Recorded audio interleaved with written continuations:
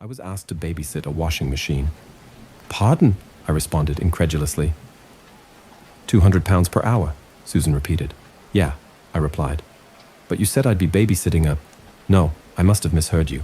Where's the child? Child? Stephen laughed. We don't have children. You heard me correctly, George. Just watch the machine for a few hours, Susan said. That's all, isn't it, Stephen? Indeed, Susan, Stephen chuckled. Honestly, this new generation... You'd think they could handle babysitting a washing machine, wouldn't you? You would, Susan laughed. Perhaps we should write it on a piece of paper for him. He probably needs to be told through the medium of TikTok, Stephen said. The pair of them laughed, and I stifled the irritated huff that was itching to emerge from my tightly compressed lips. They were insufferable, but £200 per hour of babysitting was a staggering offer. It would have been staggering if I'd been offered that much to care for an actual person, but a washing machine? Let them have their fun, I thought. I was certain I'd have the last laugh. And so, I bit my tongue. No, I said, smiling. I think I've got it. Good lad, Stephen said, ruffling my hair in a patronizing fashion. May I take your coat? I shrugged, but Stephen had already slipped it off my shoulders before I could respond. He disappeared upstairs, which seemed a little peculiar, given they had a coat stand by the door, but I didn't question it. We'll see you at 11 o'clock, okay? Susan asked. I nodded, waving as they left. I lifted a middle finger as soon as the door had shut behind them. I was about to make the easiest £800 of my life. Maybe more if they stay out longer, I thought. Stephen and Susan Hall had always been the oddballs of the street. Nobody really knew them. And despite their insistence to the contrary, I could have sworn they had kids, Tim and Rachel. Mum and Dad seemed to think not, which is they were confused when the Halls offered me the babysitting gig over the Christmas break. When I found myself eyeballing a washing machine in their kitchen, I started to realize that my parents were probably right. There had never been a Tim or a Rachel, but I wasn't complaining about the bizarre request. As a broke university student, the thought of making eye-watering money in a single night had me salivating in seconds. As soon as the Halls popped round to make the offer, I rushed over to their house at the end of the street without another thought. Anyway, after that rude conversation with the Halls, I initially planned to not even bother babysitting the washing machine. But I was so glad I eventually peered through the oval window because I was treated to a sight of unexpected hilarity. A mountain of miniature outfits circled the rumbling drum. There must have been hundreds of items in there, all of them too small for any human to wear, and some were far more shrunken than others. It was a mismatched collection. Of course they're washing doll clothing, I thought, laughing aloud. Absolute nut jobs. Of course, I immediately sent pictures to my friends. No way, Johnny replied. Those two are so weird. I can't believe you're not babysitting actual humans. Didn't we play with their kids when we were growing up? Sarah asked. That's what I said to my parents, I replied. But they didn't think so. And Stephen and Susan said they don't have any children. Oh, but they do, Johnny said. Their beautiful baby washing machine. I snorted. Also, I'm just thinking about the photos you sent, Johnny continued. I think I recognize that teensy tiny t-shirt in the second picture. The one with the green turtle on it, see it? Oh my word, Tim wore that. Well, a larger version of that, Sarah messaged. Yeah, that name rings a bell, Johnny said. My heart dropped. Wait, Tim? Okay, this is getting weird now. I was part joking about them having kids, but that's the exact name I had in my head. Before my friends could respond, the doorbell rang. The sudden ding startled me, and my phone clattered to the tiles below, screen shattering dramatically. I groaned. Of course. I scooped up my wounded technological appendage, sighed at the screen I could no longer read, and placed the fallen soldier on the dining table. I stormed to the front of the house, ready to scowl at whoever had unwittingly caused my phone's demise. But when I flung the door open, nobody was there, though I was certain I could hear a faint wailing sound in the wind, as if a distant scream was striving to capture my attention. With a heavy sigh, I closed the door and returned to the kitchen. frustrated that a sizable portion of the night's earnings would be going towards fixing my phone screen. I squinted at the device's splintered screen, but it was useless. I couldn't read what my friends had replied. Suddenly, my attention diverted to an unusual noise from the washing machine's innards. A sound that was hard to distinguish, though it had some sort of subconscious effect on my body, lining my skin with a wave of goosebumps and upright hairs, much like the wailing wind at the front door. It sounded like a chorus of piercing shrieks. I knelt onto the kitchen tiles, sighing as my jeans pressed into shattered pieces of my phone screen, and stared deeply into the whirlpool of minuscule clothes which filled the washing machine.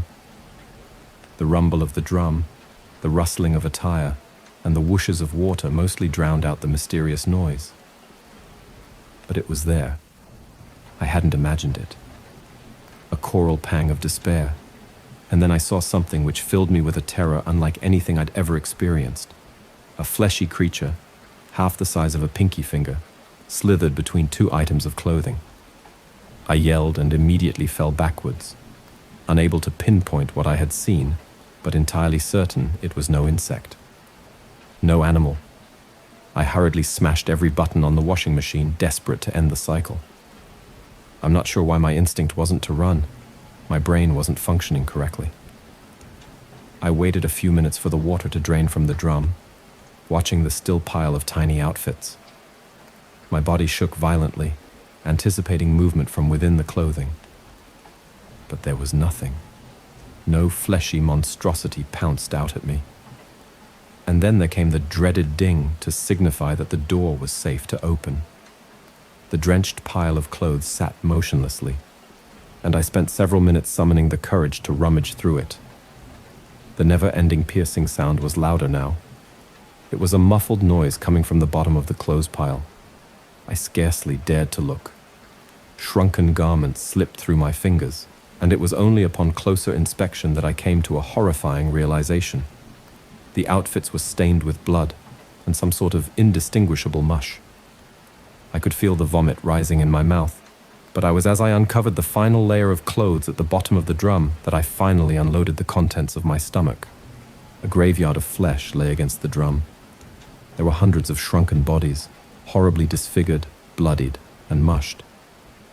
But the worst part was that some of the miniaturized victims were still moving. The indiscernible peach-colored things were people, and the piercing choral sound was that of their screaming. One of the less mangled people began to crawl over the smaller mound of clothes I'd created in the clearing. He was calling to me in a small, feeble voice. "Save us! Help!" he cried repeatedly. I watched in paralyzed fear, trying to decide whether it would be safe for me to reach the palm of my hand inside the drum to scoop out the few people still moving. The man who had wriggled free from the mound of bodies seemed wounded and helpless, but I was terrified of touching that horror scene. With a deep breath, I outstretched my hand, placing it palm side up on the clothes at the bottom. And as the tiny man, along with a few other survivors, clambered onto my skin, I tried to conceal the shivers that spread throughout my body. The first man continued to shout as I steadily lifted my hand closer to my ear. But I soon realized I'd misheard him the first time. Not save us, help. Save yourself. What's happening? I whispered weakly. What? Didn't you see Grace outside? The man screamed into my ear. My body shivered as I realized that must have been who rang the doorbell. The tiny voice I heard wailing in the wind. It doesn't matter now. Just find your coat and get out of here. He screeched in a minute voice. Why do I need my coat? I asked, gulping. Because they'll shrink it to shrink you. I don't know how or why they do it, but it happened to all of us. I moved my hand to eye level, surveying the 6 survivors, 5 of whom were writhing on my palm. Only the main man seemed to be in any sort of fit state. Are you Tim? I asked quietly. What? Oh, the boy, he sighed. No, the halls put their children somewhere special. Never mind that. Come on, you need to find your coat. I looked at the clock on the wall. Relax. It's 8 o'clock. They're not getting back until 11. They never went anywhere. The man screamed. in a near-synchronized manner, the house's lights extinguished. "Oh no," the small man whispered. "They know." "I'm getting out of here," I said, stumbling through the darkness.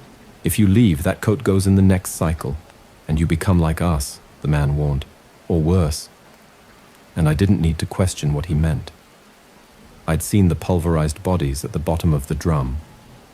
Given the inexplicable nature of the tiny human in the palm of my hand, I had reason to believe every last word he'd said. So I made my way across the darkened entryway, opened the front door, and placed the miniature figures on the paving slabs. "Go," I said. I could hear faint pain sounds from the ground as the man said something inaudible to me before helping his injured companions. Then, I stepped back into the lightless house, pulling out my shattered phone to use the flashlight. Thankfully, the screen still seemed to register my touch. Making my way up creaking stairs, the stillness of the house filled me with absolute terror, given I knew that the halls were lurking somewhere within those four walls. And when I reached the upstairs landing, a door opened at the far end. A darkened bedroom beckoned. I knew it to be a trap, but I had no choice, according to the small man I had saved. Not that I could trust him either. "Stephen." "Sarah?" I called. "I just want my coat, then I'll go." I stepped into a large, lightless children's room.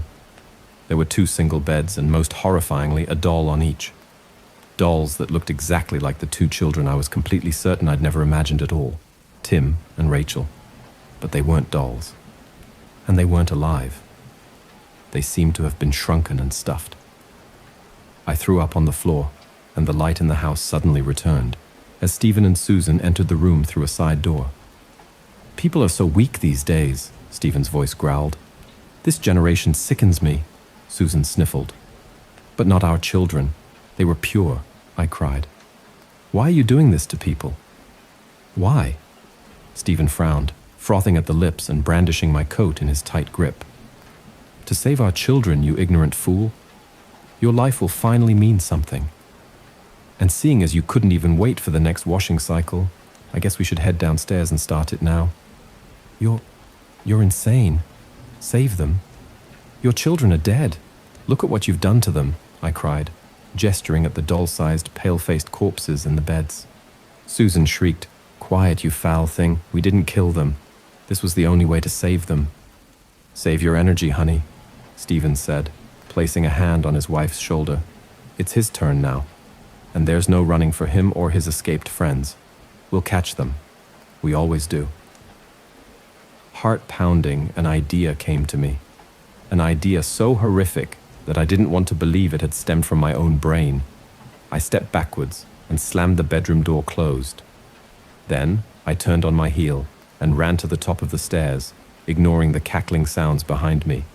I scurried down the stairs, 2 at a time, and beelined for the coat stand by the door, scooping up 2 coats, one for Stephen and one for Susan. Hearing footsteps slowly plodding across the upstairs landing, I darted to the kitchen, realizing I had mere moments before I was caught. I threw the coats into the washing machine, ignoring the blood and guts within, and shut the door. "It's useless, George," Stephen shouted, heading down the stairs. "You won't find any weapons in this house, but you can run. Go for it." I pressed the start button and, in a stroke of genius, hammered the plastic handle off the door, preventing it from being opened. Stephen suddenly emerged in the kitchen doorway, coat in hand, and frown on his face. "What are you—" He stopped mid-sentence and dropped the coat to the floor. "No, Susan." I thought I might have to fight them off, allowing the cycle enough time to work its magic. But the horror commenced as soon as their coats began twirling in the running washing machine.